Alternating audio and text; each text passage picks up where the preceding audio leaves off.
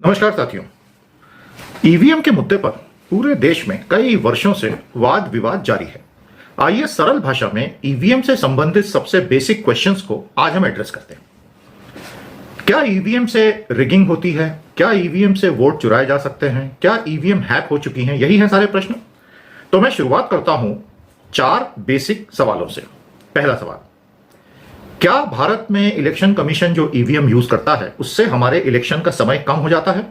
इसका जवाब है नहीं, बल्कि इस बार तो ऐतिहासिक रूप से लंबा चुनाव किया गया, तो ईवीएम समय नहीं बचाती। दूसरा सवाल, क्या ईवीएम बूथ कैप्चरिंग की समस्या को जड़ से खत्म कर देती है? इसका जवाब है नहीं।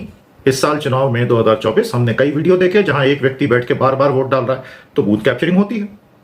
तीसरा सवाल, क्या ईवीएम एक फूल प्रूफ सॉल्यूशन है जिसमें हम 100% कह सकते हैं कि इनको हैक नहीं किया जा सकता? बिल्कुल नहीं।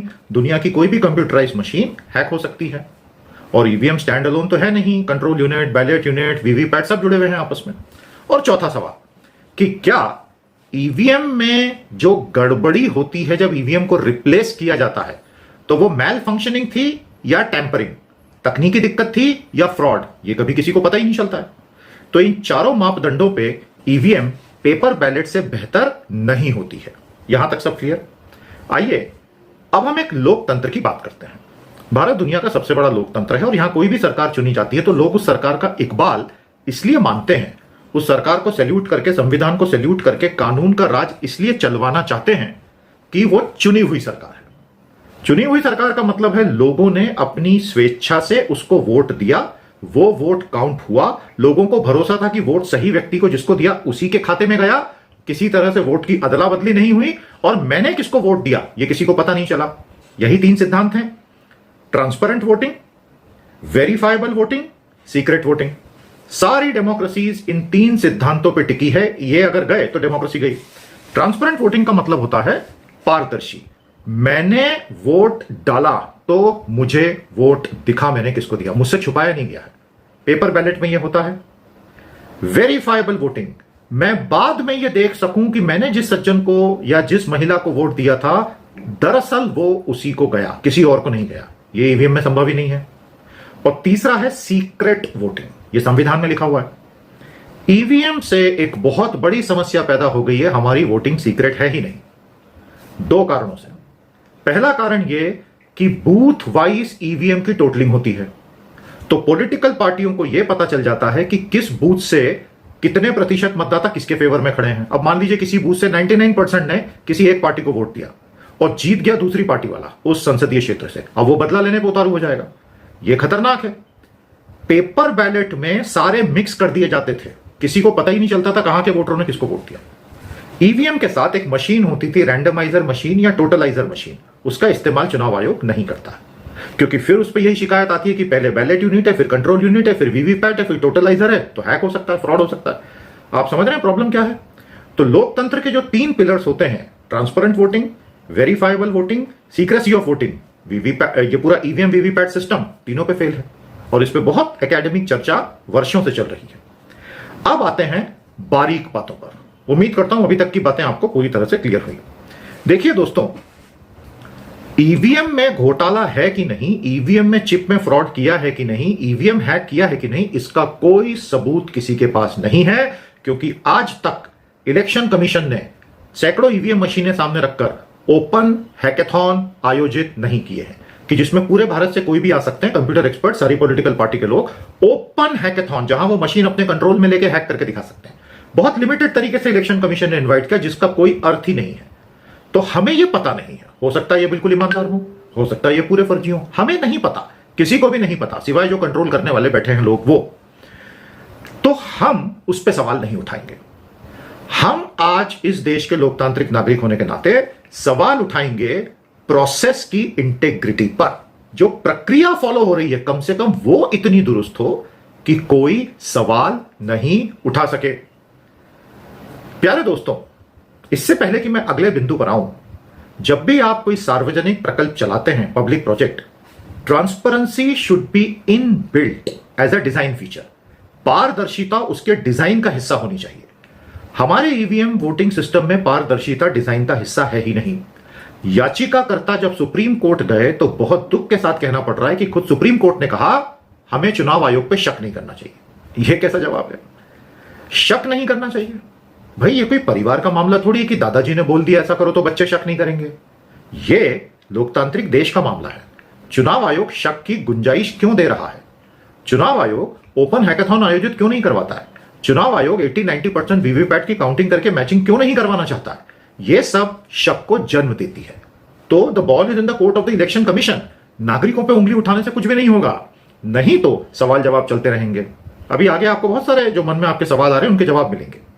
दोस्तों, दूसरा बड़ा मुद्दा, भारत में आज एक बहुत बड़ा जोक चल रहा है। हम सबके साथ वो जोक हो रहा है।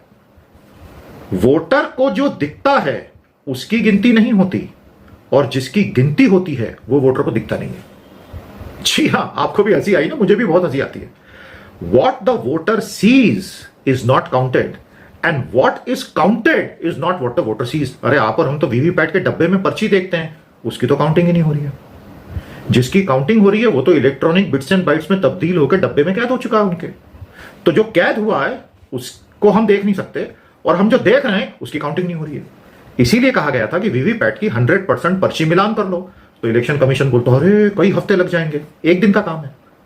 ये जो उनका विरोध है ना कि क्यों करना, ये शक को जन्म देता है।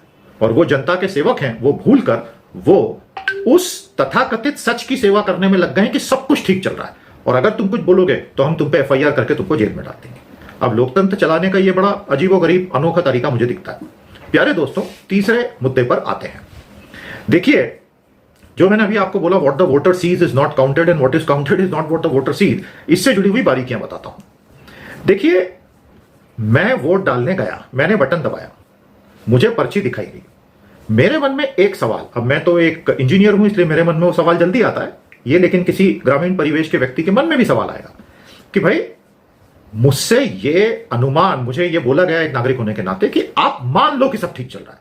So this is a passive presumed verification happening और ये डुप्लीकेट रिकॉर्ड है आपके वोट का और ये दोनों बिल्कुल सही हैं। आप मान लीजिए ना कि सही हैं, आप सवाल मत पूछिए। तो अब वीवीपैट की स्लिप एक रिकॉर्ड हो गया, इलेक्ट्रॉनिक रिकॉर्ड दूसरा हो गया और आपको ये बोला गया आप मान लो दोनों सेम है। अरे भाई मैं क्यों मानूं दोनों सेम है? अगर दोनों सेम नहीं है तो मैं तो कभी पकड़ भी नहीं पाऊंगा। इलेक्शन कमीशन के पास इसका कोई जवाब ही नहीं है और वो 100% वीवीपैट मिलाने से भी मना कर देता, सुप्रीम कोर्ट भी बोलता कोई जरूरत ही नहीं मिलाने की। ये बहुत मुझे विचित्र लगता है। मैं होता तो मैं 100% वीवीपैट का मिलान करवाता कंपल्सरीली, बल्कि मैं तो पेपर बैलेट पे ही लेके जाता हूं, क्योंकि मैंने आपको वो तीनों चीजें बता दी है ना उसकी कि भाई ट्रांसपेरेंसी, वेरीफाइबिलिटी और सीक्रेसी तीनों ध्वस्त हो रही है ईवीएम सिस्टम में। तो मान लीजिए कि आपको, आपके मन में जो सवाल है, अब इसका जवाब क्या है? कंडक्ट ऑफ इलेक्शन रूल्स, कानूनी जो नियम पुस्तिका है वो ये कहती है कि अगर झगड़ा हुआ तो जो वीवीपैट की स्लिप बोल रही है उसको प्राइमरी रिकॉर्ड माना जाएगा, जो ईवीएम का इलेक्ट्रॉनिक है उसको प्राइमरी रिकॉर्ड हम नहीं मानेंगे। यह समझ में आया आपको दोस्तों? प्रॉब्लम यहां पर यह हो गया है कि भाई हम काउंटिंग तो सिर्फ इलेक्ट्रॉनिक रिकॉर्ड की कर रहे हैं और प्राइमरी मान रहे हैं वीवीपैट को, तो ये तो थोड़ा इलॉजिकल हो गया ना मामला पूरा। इस इलॉजिकल मामले को सुलझाने का कोई तरीका निकालना चाहिए और उसका तरीका एक ही है कि भाई वीवीपैट की 100% काउंटिंग हो। तो अब इसको थोड़ा सा समराइज कर लेते हैं। आई होप आपको ये इंटरेस्टिंग तरीके से समझ में आ रहा है। रिजल्ट आता है एक रिकॉर्ड के बेसिस पे कि यहां से ये सज्जन जीते, वोटर एक दूसरा रिकॉर्ड देख रहा है वीवीपैट का। झगड़ा हुआ तो वीवीपैट का इस्तेमाल होगा लेकिन उसको काउंटिंग के लिए यूज नहीं कर रहे। गोल गोल चक्कर खिंडी में घूम गया ना दिमाग, यही हो रहा है। तो भैया सीधे सीधे पेपर बैलेट ही करवा लेते, उसमें ये सब होता ही नहीं। लेकिन पेपर बैलेट में बोलते कि बूथ कैप्चरिंग होती है, वो तो ईवीएम में भी हो रही है, तो फिर पेपर बैलेट बेहतर है। खैर वो डिबेट हम किसी और दिन करेंगे, अभी हम ईवीएम पर ही चर्चा करते हैं। प्यारे दोस्तों, तो हमारे देश में आज की तारीख में जो प्रथम नागरिक है वो है EVM. EVMs have been elevated to the citizen of first to be the first citizen of India। और मुझे तो लगता है कि कल को अगर EVM कोई संसदीय क्षेत्र में खड़ा हो जाए कैंडिडेट, तो 100% वोट EVM मशीन ही लेके चली जाएगी। खैर ये तो एक मजाक था। मान लीजिए आपने वोट डाला और आपको शक हो गया कि मेरा वोट किसी और को चला गया, तो वहां पे एक टेस्ट वोट होता है। अब आपको पता है खतरा क्या है? आपको पूरा शक है आपका वोट अलग गया, वहां का अधिकारी बोलेगा मैं टेस्ट वोट डालूंगा, और अगर टेस्ट वोट सही निकला आप पे FIR होकर आपकी गिरफ्तारी हो सकती है। ये कैसे अजीबोगरीब कानून है? मैंने वोट डाला और मुझे पूरा शक है कि वीवीपैट की पर्ची गलत निकली थी, मैं चिल्लाया कि ये तो फ्रॉड हो रहा है, अधिकारी आएगा बोलेगा मैं टेस्ट वोट करूंगा, वो टेस्ट वोट करेगा, उसकी पर्ची सही निकल गई, वो आप पे एफआईआर करवा सकता है। दुनिया में कहीं ऐसा कोई कानून सुना है आपने? तो अगर हम इस तरह का एक मकड़ जाल बुन देंगे, एक चक्रव्यूह बना देंगे, तो नागरिक बेचारे कुछ बोलने से भी डरेंगे। जेल जाके कौन सड़ना चाहता है? और फिर आजकल तो बेल भी नहीं होती। Jail is the rule and bail has become the exception, जबकि होना लॉ से चलने वाले देश में, रूल ऑफ लॉ वाले देश में उल्टा होना चाहिए। Bail is the rule and jail is the exception. आपको समझ में आया ना? तो ये कहानी है। अब प्रोसेस इंटेग्रिटी इस तरह से तबाह हो रही है। बूथ वाइज ईवीएम्स का टोटल किया जाता है। यह बहुत ही खतरनाक है। जब पेपर बैलेट होते थे तो सारे बैलेट्स को मिक्स कर देते थे, किसी को पता ही नहीं चलता था किस क्षेत्र के लोगों ने किसको वोट दिया। आज वो एग्जैक्टली पता चल रहा है, और उसके ऊपर से सरकार ने आधार और वोटर आईडी की लिंकिंग भी करवा दी है। 2/3 लोगों ने कर भी लिए। आप समझ रहे हैं, माइक्रो लेवल पे सरकार आपको टारगेट कर लेगी। ये बहुत खतरनाक है देश के लोकतंत्र के लिए। तो ये बात हो गई टोटलाइजर मशीन नहीं इस्तेमाल करने की। प्यारे दोस्तों, क्या केवल कांग्रेस विरोध करती है, टीएमसी विरोध करती है, समाजवादी विरोध करते हैं, डीएमके? अरे नहीं भैया, सबसे ज्यादा ईवीएम का विरोध बीजेपी ने किया है हमेशा से। जीवीएल नरसिम्हा राव ने इस पे पूरी किताब लिखी थी, बीजेपी के नेता हैं, जिसमें आडवाणी जी ने पूरा लिखा है कि इसमें तो फ्रॉड हो सकता है। सुब्रमण्यम स्वामी बीजेपी के जो सांसद, उन्होंने ये कहा कि ईवीएम का तो सिस्टम ही स्क्रैप हो जाना चाहिए। उन्होंने पिटीशंस भी लगाई। कई वर्षों तक बीजेपी के नेता ईवीएम को फ्रॉड का जरिया बताते रहे, लेकिन 2013 के बाद उन्होंने पूरी चुप्पी साध ली। मेरा आज ये सारा आपके साथ इंटरेक्शन ये कहने के लिए नहीं है कि बीजेपी फ्रॉड कर रही है या नहीं, कांग्रेस कर रही थी या नहीं। प्रोसेस इंटेग्रिटी यानी प्रक्रिया की सुनिश्चितता अगर हम नहीं लाएंगे, हमेशा सवाल उठते रहेंगे जो लोकतंत्र के लिए ठीक नहीं है। प्रधानमंत्री अपने अलग अलग भाषणों में जो कुछ भी बोलते रहे, उसके अलावा एक चीज और बोल गए। ईवीएम पे सवाल उठाने वाले लोग विघ्न संतोषी लोग हैं। ये हार जाते हैं तो ईवीएम पे सवाल उठाते हैं। प्रधानमंत्री को ऐसा नहीं कहना चाहिए। उन्हें कहना यह चाहिए कि हम इलेक्शन कमीशन से अपील करेंगे कि इस प्रक्रिया को पूरी तरह पारदर्शी बना दे, वेरीफाइबल बना दे, ताकि सवाल उठने ही बंद हो जाए। हमारे यहां उल्टा हो रहा है, डरा धमका के लोगों को सवाल पूछने से रोका जा रहा है, लेकिन दिल में तो सवाल बैठा हुआ है। वो हमारे लोकतंत्र के लिए ठीक नहीं है। प्यारे दोस्तों, इस सब के बाद जो आखिरी मुद्दा मैं आपकी नजर में ला रहा हूं, अगर इलेक्शन कमीशन में ही ऐसे लोग बैठ गए जो सरेंडर हो चुके हैं सरकार के सामने, फिर तो कुछ भी संभव है। अब इसका कोई सबूत हमारे पास नहीं है, लेकिन ये तो इसीलिए हमें हमारे सिस्टम, हमारे संस्थान ऐसे डिजाइन करने पड़ेंगे कि उस पर कोई भी आके बैठे, वो प्रक्रिया ऐसी बनी हुई है कि उसमें फ्रॉड हो ही नहीं सके।